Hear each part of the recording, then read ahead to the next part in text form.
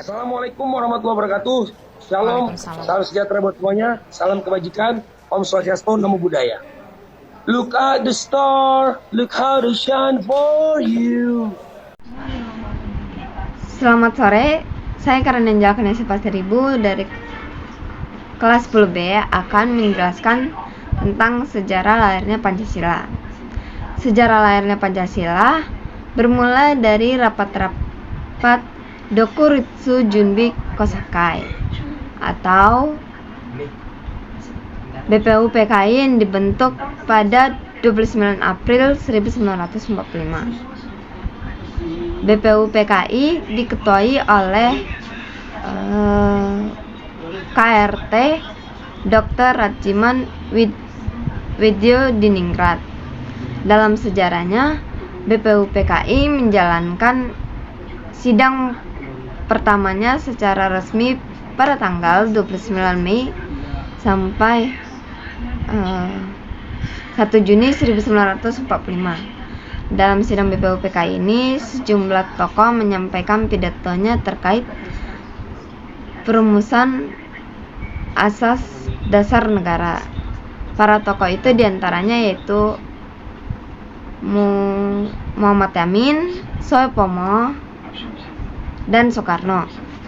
Muhammad Yamin berpidato pada tanggal 29 Mei 1945 dan merumuskan 5 asas dasar negara, yaitu perikebangsaan, perikemanusiaan, periketuhanan, perikerakyatan, dan kesejahteraan rakyat. Sementara Soepomo mengusulkan dasar negara Indonesia merdeka, yaitu persatuan, kekeluargaan, mufakat dan demokrasi, musyawarah, serta keadilan sosial. Lalu pada tanggal 1 Juni 1945, Soekarno memperkenalkan 5 sila yang terdiri dari kebangsaan Indonesia, internasionalisme atau perikemanusiaan, mufakat atau demokrasi, mufakat dan demokrasi, terus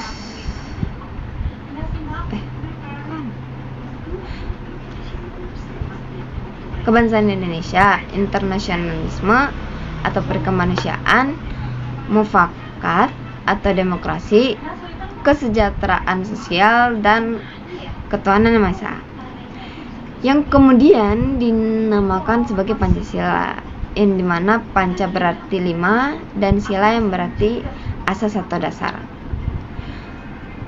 Tidak hanya di situ,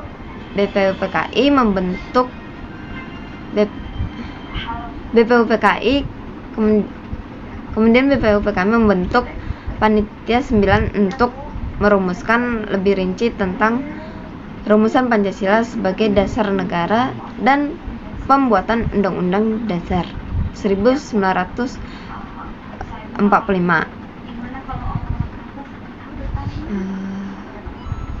Hasil pembahasan Panitia 9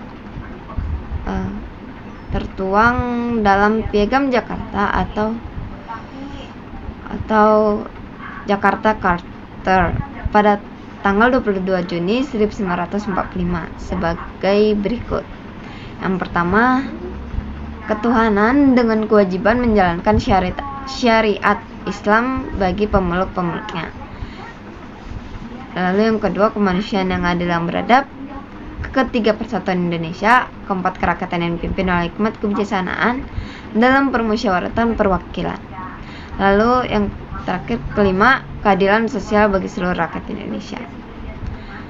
Setelah melalui berbagai kompromi pada rapat Panitia Persiapan Kemerdekaan Indonesia atau PPKI, 1 hari setelah kemerdekaan Indonesia, yakni pada tanggal 18 Agustus 1945, Muhammad Yatta menyebutkan rumusan final pembukaan UUD negara Indonesia Salah satunya menyebutkan perubahan kalimat pada dasar negara menjadi hanya negara berdasarkan ketuhanan yang Maha Esa. Lalu Pancasila dinyatakan sah sebagai dasar negara Indonesia dalam sidang BPUPKI, yaitu dengan disetujuinya dalam Mukadimah Undang-Undang Dasar 1945 sebagai dasar negara Indonesia yang sah. Sekian presentasi dari saya.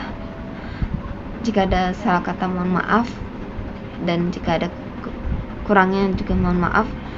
Saya ucapkan terima kasih.